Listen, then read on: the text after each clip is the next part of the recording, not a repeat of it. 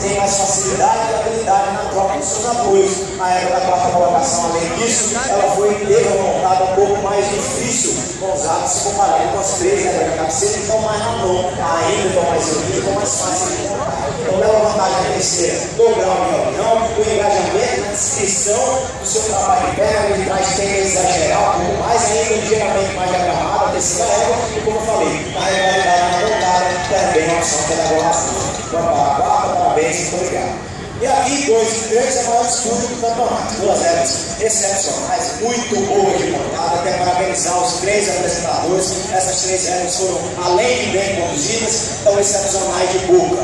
A segunda foi decisiva entre a terceira, coordenação de movimento. Ambas são muito machadeiras, tem qualidade no trabalho de perna, ainda um pouco mais engajada a segunda régua, mas coordenação entre mão e pé, dinamite e a corrida ainda é mais coordenada. A lasanha tende a exagerar um pouco mais nos seus anteriores, principalmente quando a gente alonga um pouco mais toada. Então, alongando a toada, ela tem que ficar um pouco mais na mão e tem que passar um pouco mais sobre o pé. O grau de reunião superior, coordenação entre mão e pé superior, isso foi decisivo dessas 2 regras, mesmo frisando a qualidade muito grande da regra da terceira colocação. Parabéns.